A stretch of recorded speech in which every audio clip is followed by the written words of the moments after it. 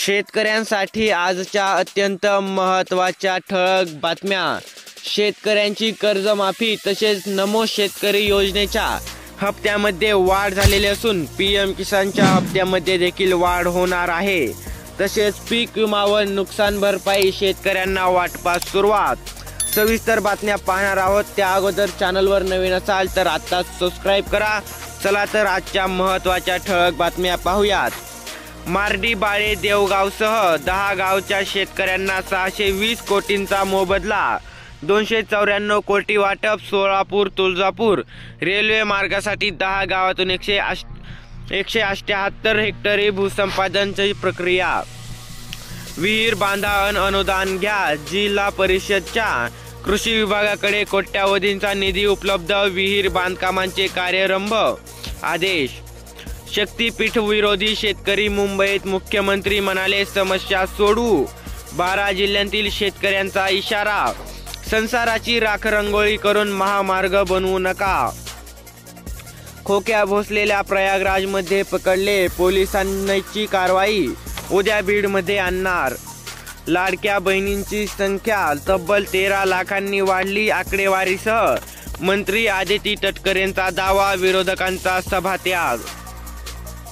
दूध दरात 2 रुपयांनी वाढ। आता गाईच्या दुधाचे दर 58 रुपये प्रति लिटर तर म्हशीच्या दुधाचे दर 74 रुपये। तुमच्या इकडे गाई व म्हशीच्या दरात काय वाढ झाली आहे का नाही नक्की कळवा।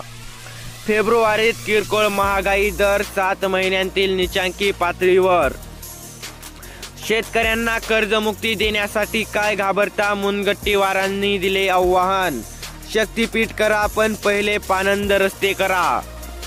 कर्जाच्या जाळ्यात शेतकरी। किसान क्रेडिट कार्ड केसीसी खात्यांमधील अडकलेल्या कर्जांचा आकडा वाढत असून या कर्जात शेतकरी अडकले जात आहेत। कांदा दरामधील घसरण थांबेना। सरासरी 1400 रुपये मिळाला दर। मिळणाऱ्या दरामधून उत्पादन खर्चही वसूल होत नसल्याने शेतकरी झाले हवालदिल। 20% निर्यात शुल्क त्वरित रद्द करण्याची केली मागणी। केंद्राने लक्ष देण्याची गरज।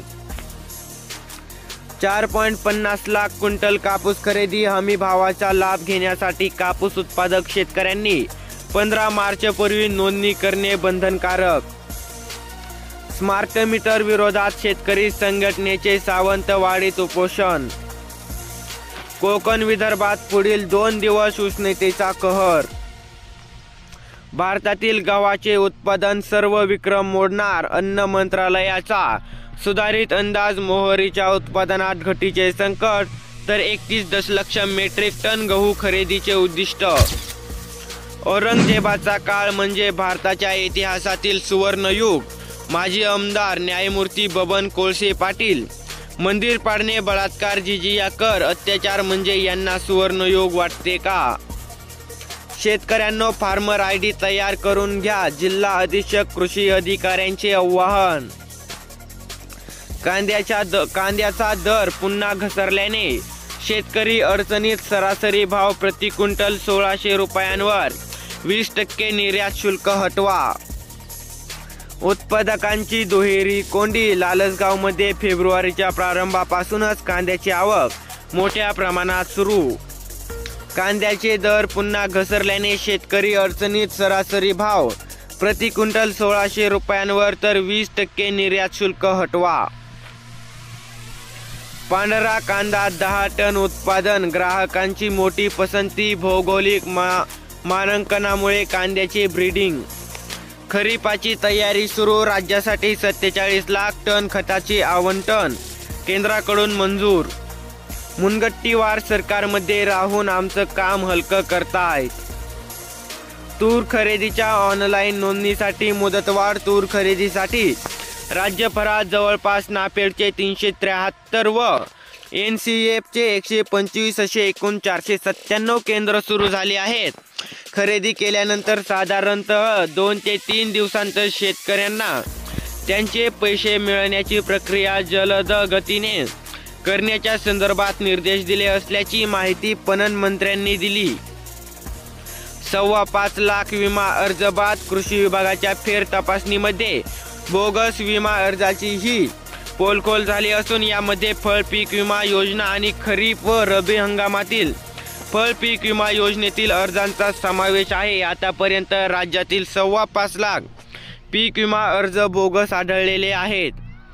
ठिबक सिंचन केले मात्र अनुदान 1.5 वर्षापासून रखडले।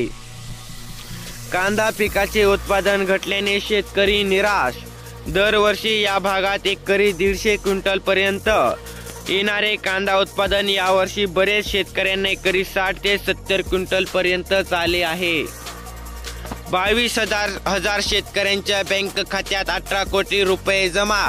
अतिवृष्टीने गतवर्षी नुकसान झालेल्या पिकांचे अनुदान ई-केवायसी केल्यानंतर शेतकऱ्यांच्या खात्यामध्ये जमा करण्यात आलेले असून ई-केवायसी केल्यानंतरच कारवाई करण्यात आलेली आहे।